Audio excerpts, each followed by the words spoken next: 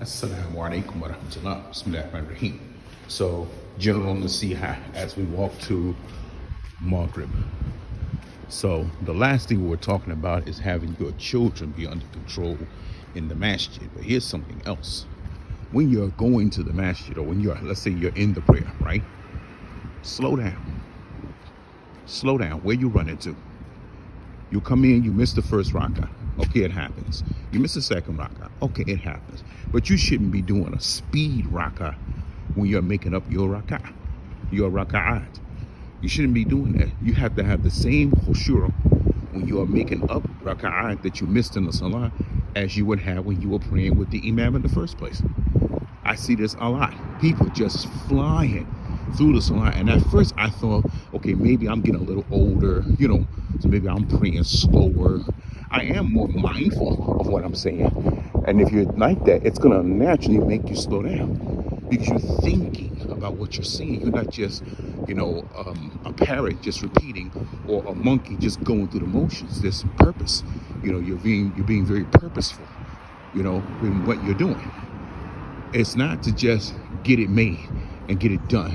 And unfortunately, one of the pitfalls of making salah like this is that we fall into a habit. It becomes ritualized, and it's not something that you're conscious of. You know what I'm saying? It's not something that you are thinking about what you're saying. It's just a process. It's just something that you just do because you're supposed to do it. Much like Ramadan, right? Everybody's bright-eyed and bushy-tailed in the first week, and then right around the second week of Ramadan, you see the numbers start dropping off because now we've gotten into just the ritual of fasting, and now we're not as careful or as mindful or as thoughtful or as purposeful as we were when we first started fasting.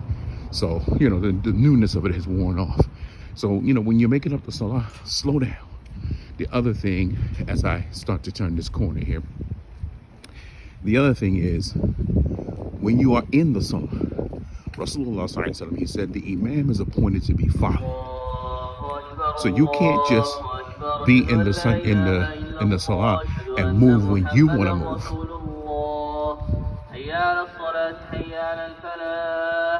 قد قامت الصلاة قد قامت الصلاة الله أكبر الله أكبر لا إله إلا الله. You can't move when you want to move. So there are people in the sajda, they're making dua in the sajda. We all know about the benefit of making the dua when we're in the sajda.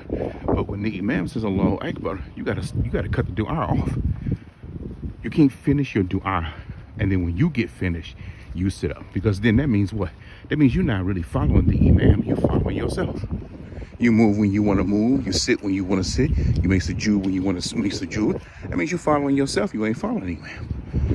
So, you might run into some problems having your salah accepted, and a reminder benefits the believer. Assalamu alaikum wa rahmatullahi wa barakatuh.